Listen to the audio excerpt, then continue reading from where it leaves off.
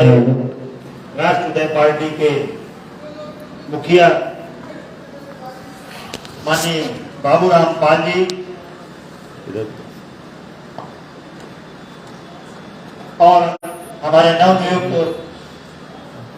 राष्ट्रीय उपाध्यक्ष माननीय रामाश्रय पाल जी,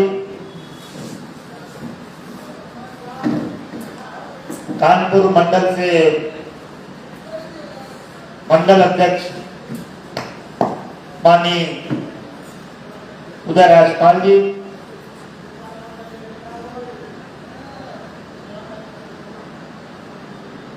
और नवनियुक्त प्रदेश उपाध्यक्ष माननीय चंदपाल जी, और पूरे प्रदेश से आए तमाम पदाधिकारी और सम्मानित सदस्यगण, आप सबके चरणों में श्रद्धा सुमन अर्पित करते हुए मैं इस अधिवेशन में आए हुए सभी वक्ताओं के विचार सुनकर और काफी कुछ अनुभव लेते हुए और संगठन के माध्यम से जो जिम्मेदारी मुझे दी गई, प्रदेश की बागडोर मेरे कंधे पे सौंपी गई,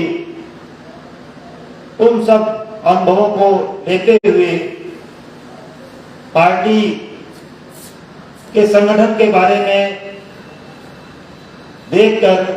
और इसको आगे बढ़ाने के लिए मैं यह देख रहा हूं कि जो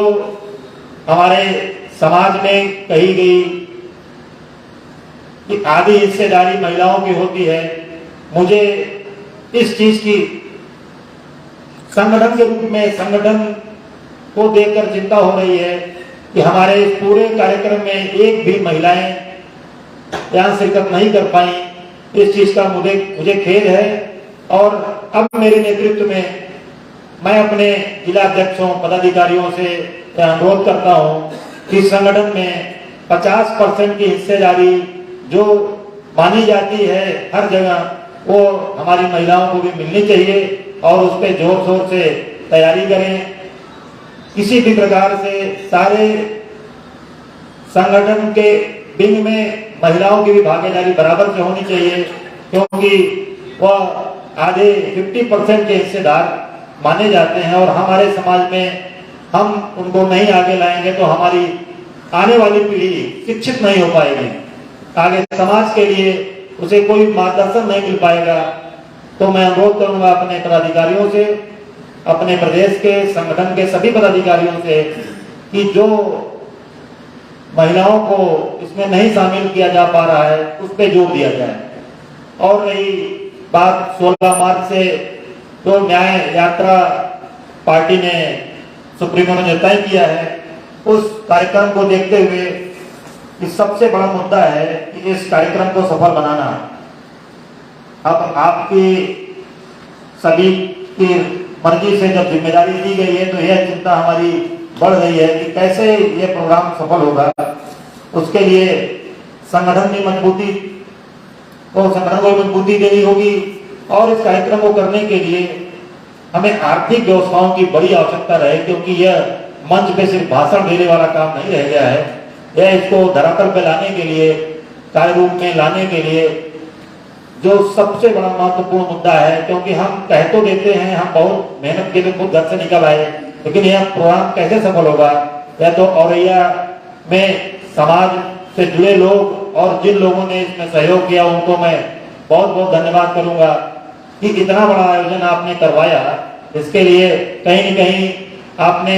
हमारी बगैर जानकारी में बहुत सारा धन इसमें लगाया होगा। तो इसी प्रकार से कार्यक्रम जो निश्चित हुआ है उस कार्यक्रम के लिए धन की आवश्यकता बहुत ज्यादा रहेगी, क्योंकि वो कार्यक्रम छोटा नहीं है। तो उसमें मैं सभी जिला अध्यक्षों को, सभी पदाधिकारियों से अनुरोध करूंगा कि यह सामाजिक और राजनीतिक काम है, इसमें हर आदमी सहयोग लेकर और पार्टी को मजबूती प्रदान करने के लिए प्रदेश संगठन के पास कहीं न कहीं से आप सहयोग लेकर उसको एकत्रित करके पार्टी कार्यालय को सुपुर्द करने का काम करें, जिससे कि यह इतना बृहद कार्यक्रम जो 1.5-2 महीने का है, इसको पूरा किया जा सके। और इस कड़ी में जैसा कि मैं आपसे अनुरोध कर रहा हूं कि आप धन की व्यवस्था करें, उस कड़ी में मैं स्वयं आज आपके सामने इस मंच से घोषणा करता हूं कि आने वाले 15 दिनों के अंदर आपके पास मैं स्वयं 51,000 रुपए की धनराशि आपके पार्टी फंड में जमा करके रसीद आपके कार्यालय को मुहैया हो जाएगी। यह जानकारी जो है अभी हमारे नवनियुक्त कोषाध्यक्ष जी हैं उनके पास तक पहुंच जाएगी, उनको रसीद पहुंचा धन दे के मैं उनसे रसीद प्राप्त कर लूंगा। तो मैं इसकी शुरुआत इसलिए स्वयं कर रहा हूं कि हमारा संगठन अपने आप में इस जिम्मेदारी को समझे, हर कार्यकर्ता इस जिम्मेदारी को माने और अपनी जो भी जिस पद पे है, जितना उसका दायरा है, उस दायरे में वो सक्षम पूरा अपने स्तर से एकदम मन से पूरा काम करे, जिससे कि ये जो मंच पे हम लोग बैठ के बोलते हैं यह सिर्फ बोलने लायक न रह जाए, इसको हम लोग कहीं करके दिखा सके, ताकि सत्ता में जाना इतना आसान नहीं होता है। अगर हम जब तक सत्ता में जाने के लिए सिर्फ मंच से कह देंगे, कमियां निकाल देंगे, तो कमियां निकालने से नहीं, क्योंकि कमियां जो हैं उसे दूर हमें करनी पड़ेगी। इस माह के अंदर अंदर 51,000 रुपए की राशि मैं संगठन के खाते में भेजकर और मैं अपने संगठन के जो कोषाध्यक्ष महोदय उनको देके सूचित करके मैं अपनी रसीद उनसे प्राप्त करूंगा। और इसके साथ मैं ये चाहता हूं कि जो भी धन कहीं किसी से कोई दे उसकी रसीद पदाधिकारी से जरूर प्राप्त करे, क्योंकि आपका भी भरोसा रहे, उसका भी भरोसा रहे और पारदर्शिता बनी रहे। संगठन में पारदर्शिता बड़ी जरूरी, बहुत महत्वपूर्ण है। कहीं किसी को कोई बदनाम न करे और न संगठन पे कोई दाग लगने पाए, क्योंकि हम लोग सामाजिक और राजनीतिक काम करने निकले हैं, तो हमें किसी प्रकार का आरोप और प्रत्यारोप न हो, उसके लिए हमें निर्विवादित काम करना पड़ेगा। और आगे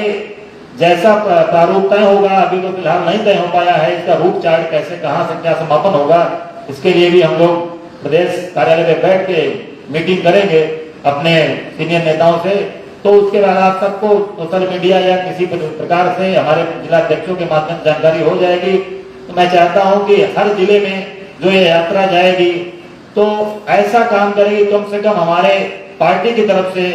वो जिला नंबर 1 पर है। हर जिला अध्यक्ष ये सोचे कि मेरा जिला नंबर 1 पर रहेगा, उसके लिए तन मन धन से और संगठन को सहयोग करते हुए कार्य करे। और इस 2 दिनों के यहाँ के अपने अनुभव से मैं इतना गदगद हूँ कि मुझे लगता है कि अब जिस प्रकार से यहाँ भीड़ और लोगों का सहयोग रहा, मुझे नहीं लगता कि यह समाज और पार्टी दोनों की बात कर रहा हूँ, यह समाज और पार्टी दोनों आने वाले समय में सत्ता से दूर नहीं रह पाएगी। जो भी इनके हक अधिकार मारे गए हैं, या माननीय बाबूराम पाल जी के नेतृत्व में राष्ट्रपति के बैनर तले यह उस समाज को, शोषित, वंचित और दबे कुचलों को पूरा हक देने का काम करेगा यह राष्ट्रपति पार्टी। तो हम ज्यादा कुछ न बोलते हुए मैं अपने अनुभव और आगे की जिम्मेदारियों को समझते हुए आप सबसे आग्रह करता हूं कि मैं पूरे पदाधिकारी मेरा सहयोग करें, जिससे कि जिस भावना और विश्वास के साथ यह पद मुझे दिया गया है उसमें मैं सुचारू रूप से और ठीक सा बर्ताव करते हुए काम कर सकूं और इस 16 मार्च के प्रोग्राम को सफल बनाया जा सके। इसके लिए मैं दोबारा सबसे अनुरोध करूंगा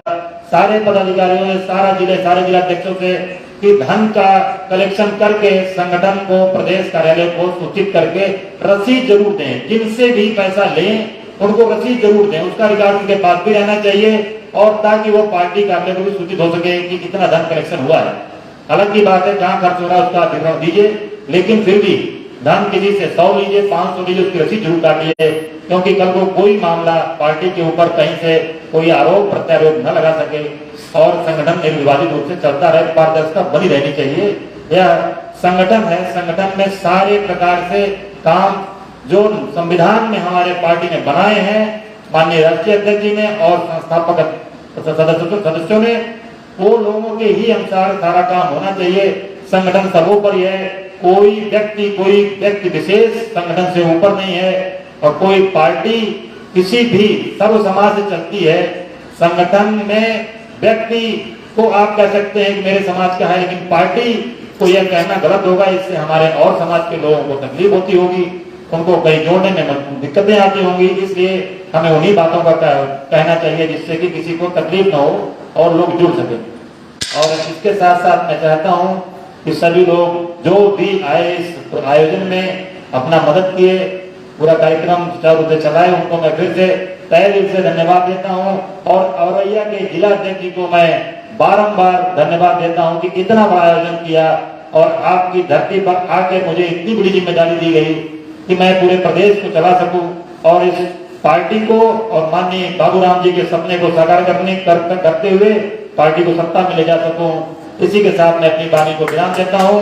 और एक बार सभी लोगों से अनुरोध करूंगा कि मेरे साथ एक बार नारा लगा दें, माननीय बाबूराम पाल जिंदाबाद जिंदाबाद, राष्ट्रीय पार्टी जिंदाबाद जिंदाबाद, माननीय राम आश्रय पाल जिंदाबाद जिंदाबाद, माननीय बाबूराम पाल जिंदाबाद जिंदाबाद। धन्यवाद। बहुत बहुत धन्यवाद प्रदेश अध्यक्ष जी को, जिन्होंने अपनी बात